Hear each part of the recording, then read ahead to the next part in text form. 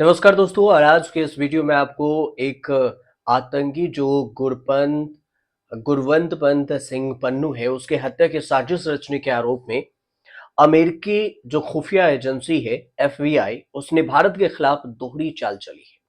भारत सरकार की जिस पूर्व रॉ अधिकारी विकास यादव को वांटेड वहां पर घोषित कर दिया है, उन्हें करीब 10 महीने पहले दिल्ली की ही पुलिस सेल ने रोहिणी थाने में एक मामले में गिरफ्तार किया था। विकास के साथ एक और शख्स को भी दिसंबर 2023 में दर्ज मामले में गिरफ्तारी हुई थी।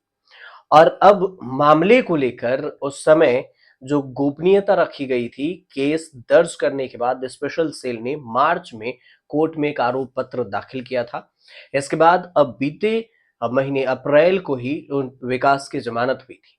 अमेरिकी विदेश जो विभाग है, उसका कहना है कि भारत सरकार ने विकास को उनके पद से हटाकर गिरफ्तार कर लिया है।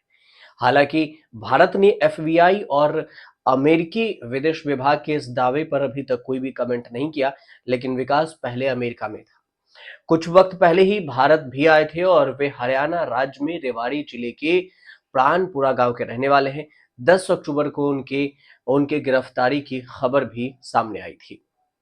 लेकिन ये सब बात इसलिए हो रही है क्योंकि अब विकास यादव और लॉरेंस बिश्नोई के बीच में कनेक्शन की बात सामने आई है। पन्नू की हत्या की साजिश के मामले में अमेरिकी कोर्ट ने दो लोगों को आरोपी बनाया, जिसमें निखिल गुप्ता और सीसी वन नाम का एक शख्स शामिल है। अब एफबीआई ने सीसी वन को विकास यादव बताया है और अमेरिका ने निखिल गुप्ता को पहले ही चेक रिपब्लिकन से गिरफ्तार कर लिया था।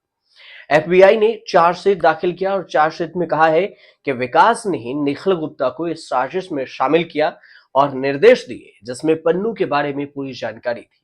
इसमें पन्नू का एड्रेस, मोबाइल नंबर और रोजाना की हर एक गतिविधि भी शामिल थी। इसके बाद ही गुप्ता ने पन्नू की हथियार के लिए एक अपराधी से संपर्क किया, जिसने कॉन्ट्रैक्ट किलर समझा। हालांकि वह असल में अमेरिका के ड्रग और डीईए का सीक्रेट एजेंट था। एफबीआई का कहना है कि यादव ने इस हत्या के लिए $1 लाख, करीब करीब 83 लाख रुपए देने की योजना बनाई थी। अब सवाल ये कि विकास यादव का गैंगस्टर लॉरेंस बिश्नोई से कनेक्शन क्या है। तो ये दिसंबर 2023 में एक मामले दर्ज हुए, जिसमें विकास के साथ एक अन्य व्यक्ति को भी गिरफ्तार किया गया। विकास को अप्रैल 2024 में जमानत मिल गई। गिरफ्तारी तब हुई जब विकास को अमेरिका की जो न्याय विभाग है डीईजे की तरफ से भाड़े पर हत्या में सीसी वन साजिशकर्ता सह साजिशकर्ता के तौर पर बताया गया।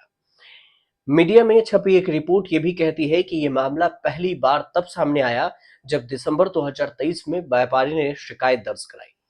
व्यवसायी के ने दावा किया कि नवंबर में एक शख्स ने विकास से उनका परिचय कराया था, जिसने दावा किया था कि वह एक वरिष्ठ अधिकारी है। आईटी कंपनी चलाने वाले पश्चिम एशिया में कई भारतीयों से संपर्क रखने वाले व्यवसायी ने जल्द ही विकास से दोस्ती कर ली और उन्होंने एक दूसरे को नंबर दे दिए। अपनी शिकायत में व्यवसायी ने यह भी कहा कि विकास ने उसे बताया कि वह एक अंडर कवर एजेंट है, लेकिन उसने अपने नाम और कार्यालय के बारे में कभी जानकारी नहीं दी। व्यापारियों के अनुसार से विकास यादव ने ही खुलासा किया कि गैंगस्टर लॉरेंस बिश्नोई ने उसे मारने की सुपारी दी थी। व्यवसायी के साथ मारपीट की गई और उसकी सोने की चेन, अंगूठियां छीन ली गई। इसके बाद व्यवसायी को उसके कैफे में ले जाया गया और सारा कैश विकास और उसके साथी ने लूट लिया था।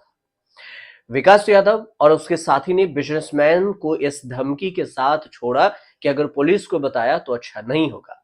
व्यवसायी की शिकायत के बाद 18 दिसंबर को दिल्ली पुलिस ने विकास और उसके साथी को गिरफ्तार कर लिया। अपहरण, आपराधिक साजिश और हत्या के प्रयास के आरोपों के तहत मामला दर्ज किया गया था। और अब जब लॉरेंस बिश्नोई बाबा सिद्दीकी के हत्या के मामले में वो खुद ही कबूल किया है कि वो उस हत्या में शामिल है, तो अब ऐसे में अब बाबा सिद्दीकी, लॉरेंस बिश्नोई और अब एक पन्नू जो कनाडा सरकार में लगा रही है, कनाडा के पास कनाडा भी आरोप लगा रही है और अमेरिका ने उसे पन्नू से की बात कही है और अमेरिका विकास यादव को टेररिस्ट आतंकी घोषित कर दिया है, वांटेड घोषित कर दिया है। जैसे हमारे यहाँ मतलब कि भारत में पन्नू आतंकी है, वैसे ही विकास यादव को अमेरिका ने घोषित कर दिया। तो ये एक दोहरी चाल इसलिए भी है क्योंकि विकास यादव पूर्व रॉ के एजेंट रह चुके हैं और इसके बाद बिना कोई सबूत के विकास यादव पर एफआईआर दर्ज होती है और इस चार्जशीट में उसे आतंकवाद के तौर पर अमेरिका घोषित कर देता है। फिलहाल ये जानकारी थी जो आपके तक हमने पहुंचा दी। अगर आपको अच्छी लगी हो वीडियो तो कमेंट जरूर कीजिएगा, शेयर भी चैनल को जरूर कर लीजिएगा और सब्सक्राइब भी कर दीजिएगा।